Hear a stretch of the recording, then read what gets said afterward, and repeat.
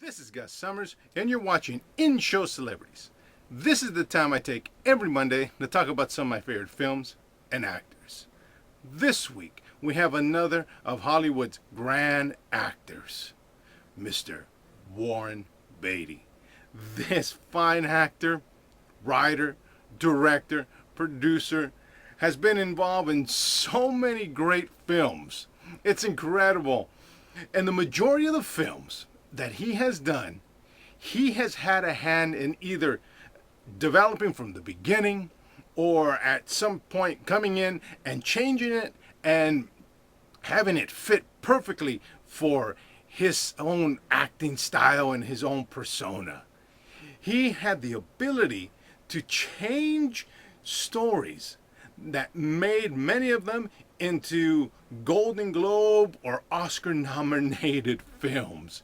He's been nominated for an unprecedented 14 Academy Award nominations, 18 Golden Globe nominations, and that's not including so many other of the prestigious award nominations and wins that he's had over his great career.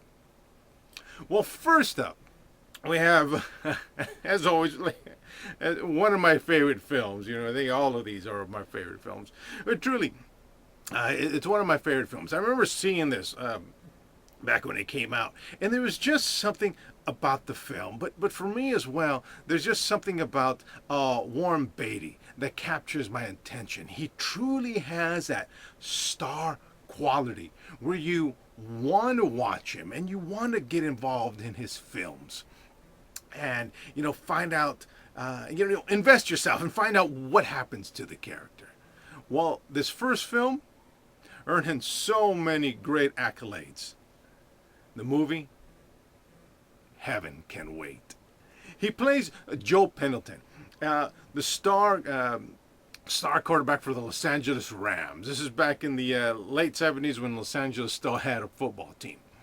He's getting ready to play in the Super Bowl. He had a knee injury, and he elected not to do surgery. He elected to build himself up, strengthen himself up again, and and play in the game.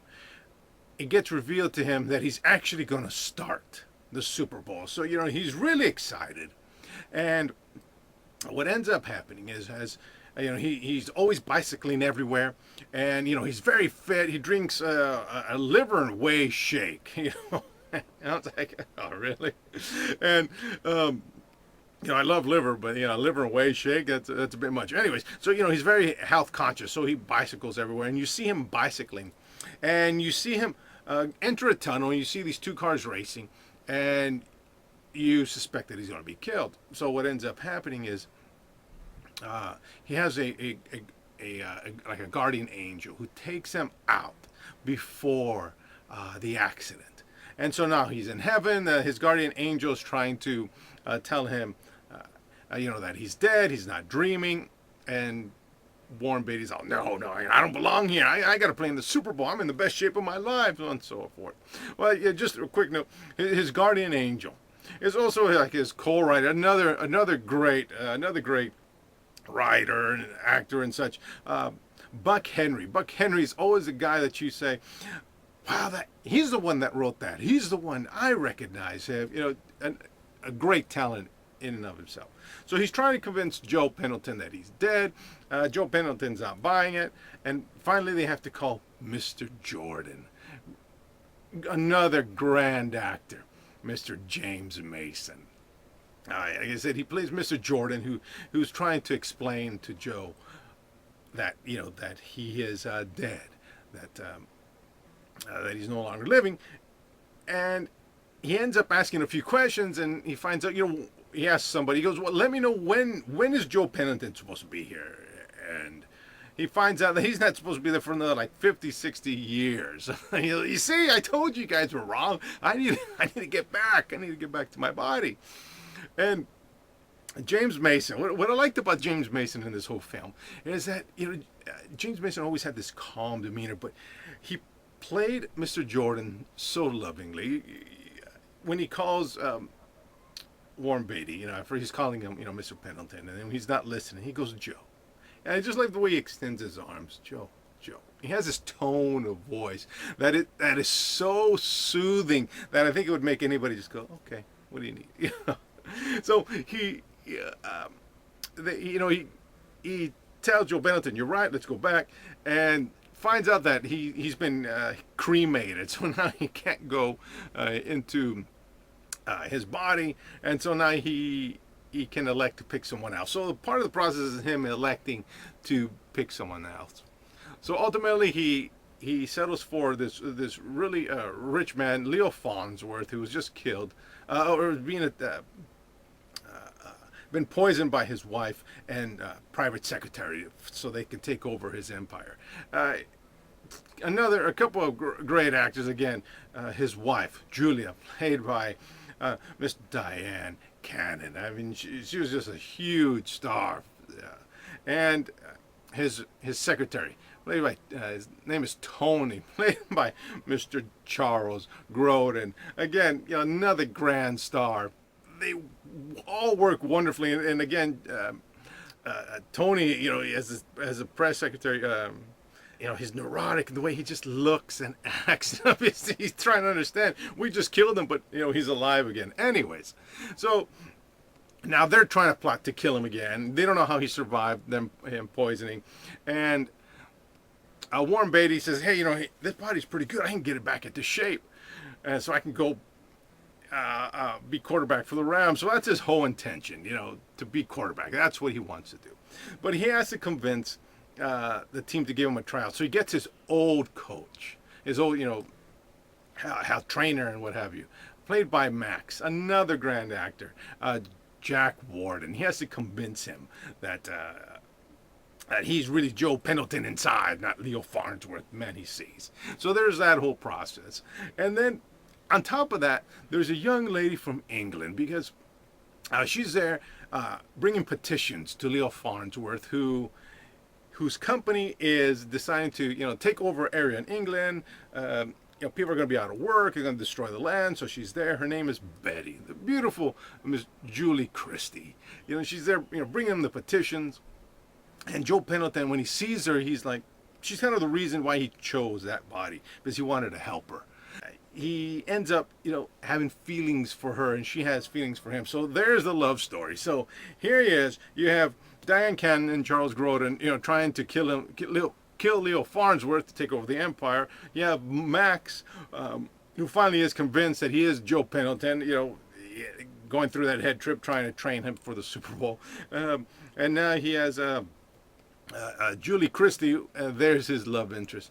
And all the time, you have James Mason there, you know, telling him, hey, you know, sometimes, you know, things happen. Sometimes you have to do things that you know, may not necessarily want to do. And sometimes life has, you know, twists and turns. You kind of flow with it.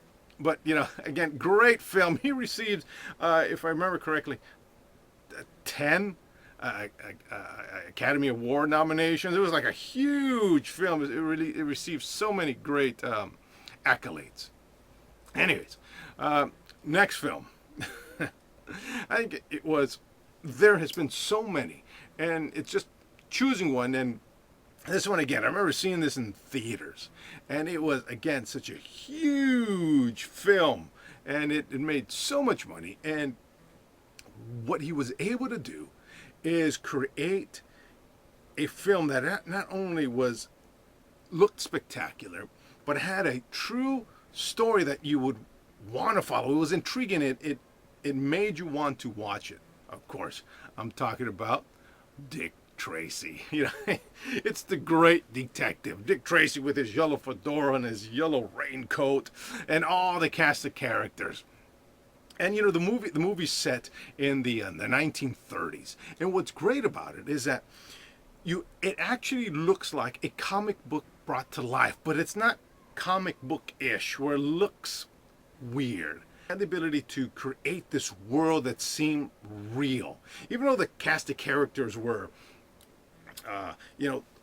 disfigured, and you know, they had odd-looking faces. The makeup was done so wonderfully; they looked, you know, real enough. Of course, you know, he plays the great detective Dick Tracy, who is ultimately after Big Boy Caprice, played by none other than Mr. Al Pacino. Al Pacino. I think this role was great.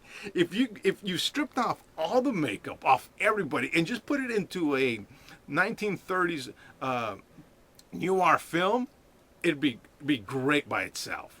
But on top of that, the performances were wonderful. So you have Al Pacino playing the mobster, getting rid of everyone, trying to consolidate all the power, so we can take over the city and just manage everything. And so you have him, and then you have, of course, Breathless Mahoney, and she is like the lounge singer, the one who is in between both her Big Boy and Dick Tracy, played by, of course, she was at such a height of her career, Madonna.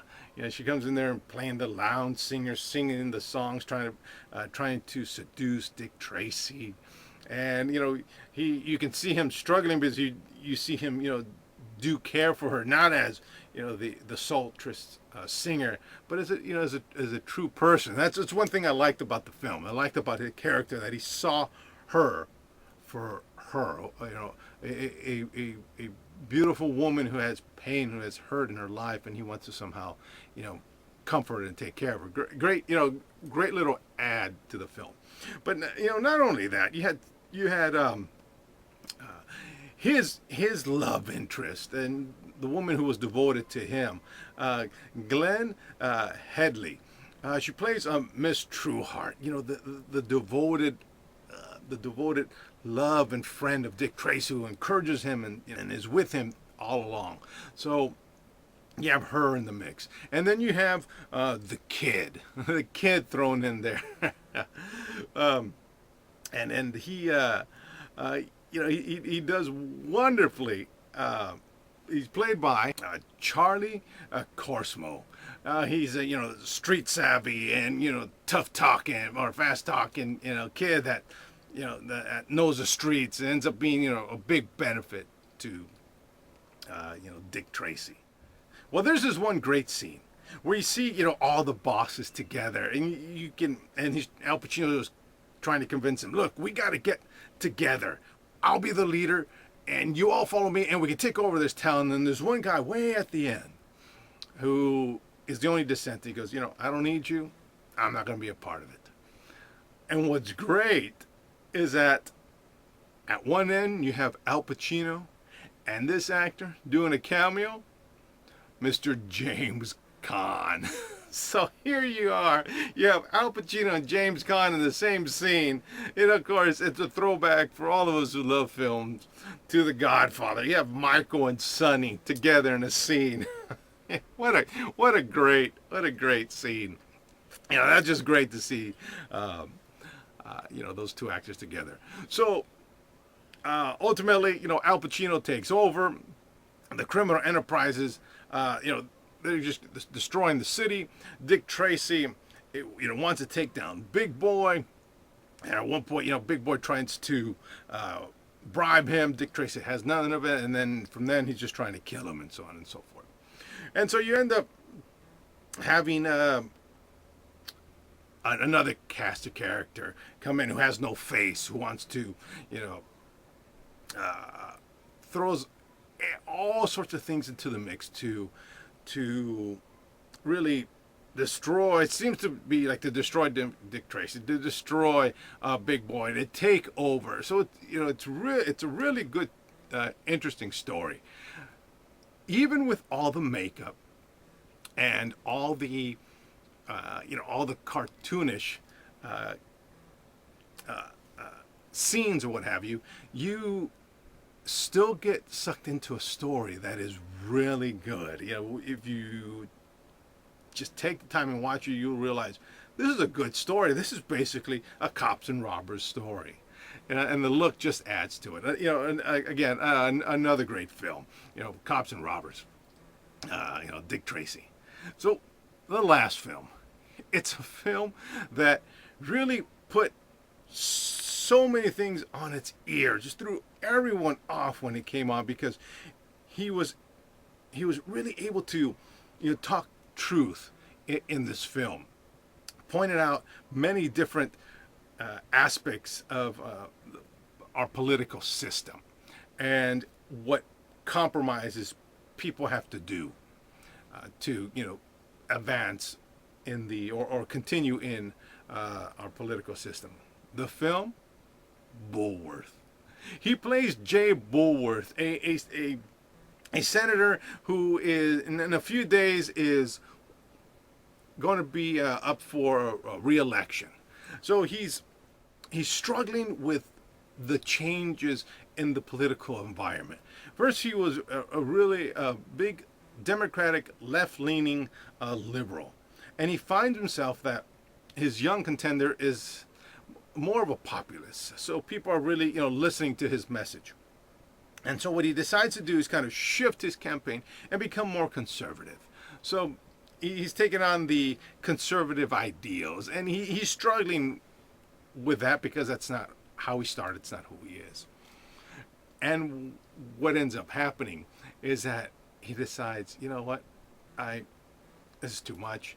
I want to be able to take care of my daughters. I want to do all these other things, but it'd be better if I was dead than alive. So he decides to put a contract hit on himself.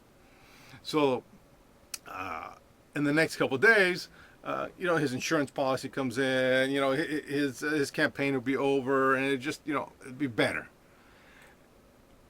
And while doing that, he finds that he's liberated. I'm going to be dead anyways, so why don't I just speak my mind? So he goes, and he goes to, if I remember correctly, a black church. It's a church, and he's given his speech by his senior staff member, again played by another grand actor, Oliver Platt. He does great in these kind of neurotic, nervous, political, characters that are always needing to be, doing something, having, being the lookout, and we need to do this, do that. So, anyways, he gives Bulworth his speech, and he starts talking, and Bulworth just realizes, he goes, you know what, this is ridiculous. And he starts talking to the crowd, to the congregation in the black community, saying, you guys, no one's going to help you. Democrats don't care about you. You don't bring in votes. It's the big oil and all these. They're the ones that give me money. They're the ones I have to pander to. And he goes, well, if you guys don't get off your couches, stop eating your chicken, and he's just going on and on, promoting, just spouting all these stereotypes, and they're like, what's he saying? But he's saying these things, which is, he goes, this is the stuff we say behind closed doors. We don't say it to your face, but no one's going to help you. No one's going to do anything to you. No, do anything for you. So, you guys got to, help yourself, and, the system isn't for you. And so people are all in an uproar. Oliver Platt's having conniptions. What's he doing? What's this new strategy he's trying? And so as he leaves, he's telling Oliver Platt, he goes, man, I feel liberated. I feel good. Let's go to the next, let's keep going. And Oliver Platt says, well, we got another event, but what are you doing? We don't understand. And so along the way, you see a young lady kind of listening to him, listening to what he has to say, and they end up connecting later. It's the wonderful Holly Berry. You see her in the crowds listening, like I said, to the things that he's saying. And her and two other gals kind of follow him around.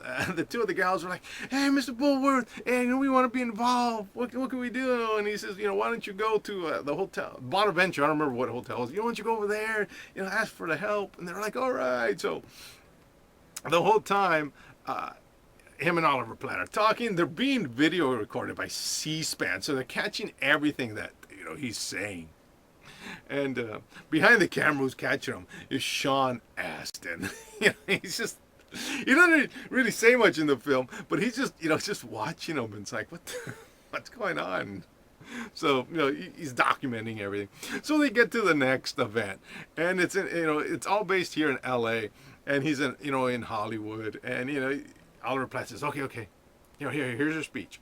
The thing is that he hasn't slept in like 5 days. He hasn't really eaten. He hasn't done anything. So he's wired. So he's talking to Hollywood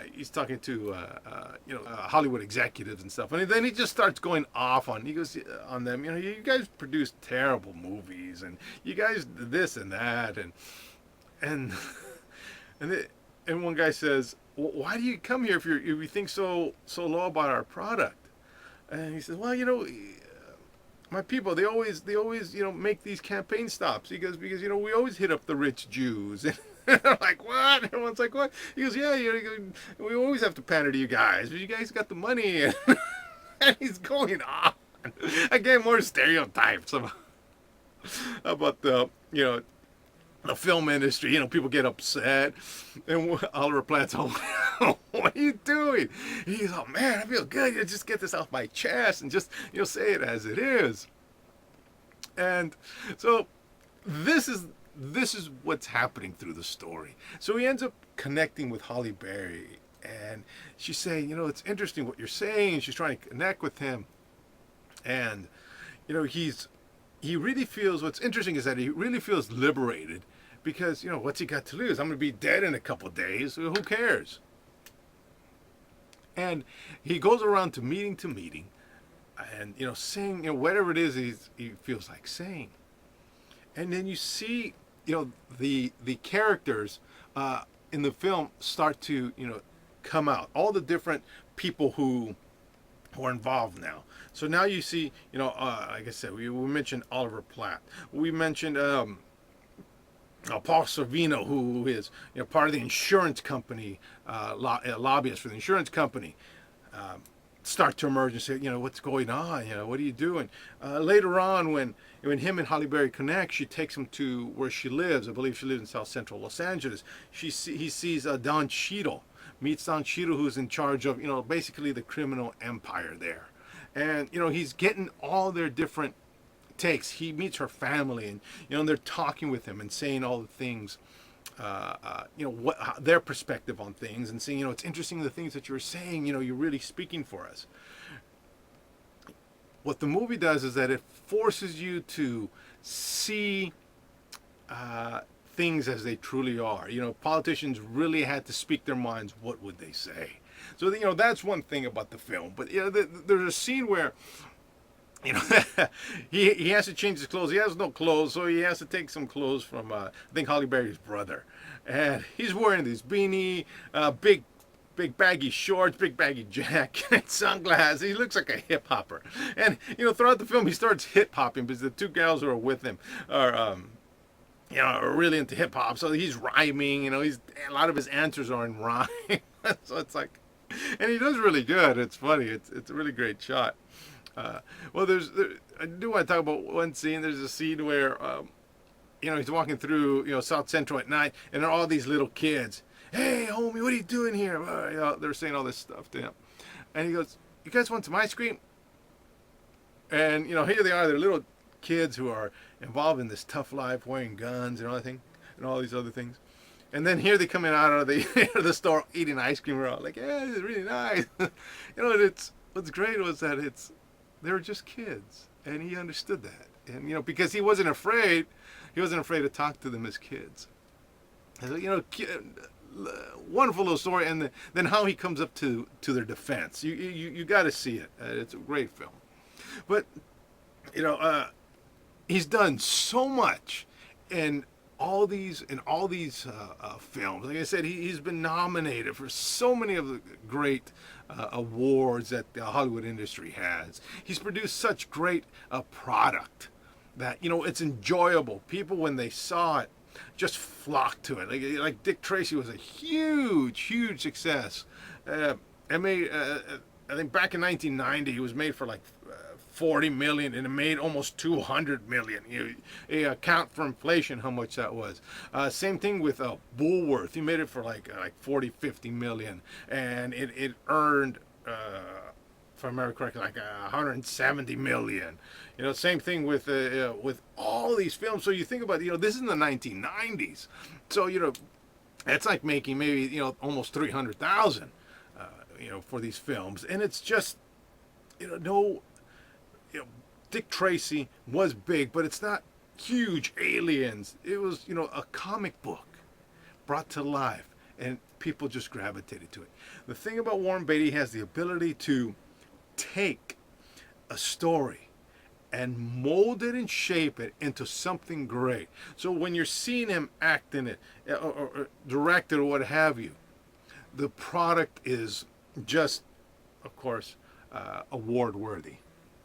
Again, another great actor. And what's great is that I had the opportunity not too long ago, last year, to meet him at an awards show, and just a sweetheart of a man. Sounds the same. The way you see him on film is how he is. Very nice, very, like I said, very, very, very sweet man. And one a very high honor to have had the opportunity to meet him. Well, that's what we got for you today. This is Gus Summers, and you're watching In-Show Celebrities. And this is the time I take every Monday to talk about my favorite films and actors. And be sure to visit us every Thursday at theinshow.com, where I host The In-Show. And that's where I bring on celebrities and guests just to talk about all sorts of, projects or whatever it is that they want to talk about. Of course, look for us on Facebook, Twitter, YouTube, LinkedIn, Pinterest, Flickr, Instagram, all those great social media sites. And as always, ladies and gentlemen, Gus has left the building.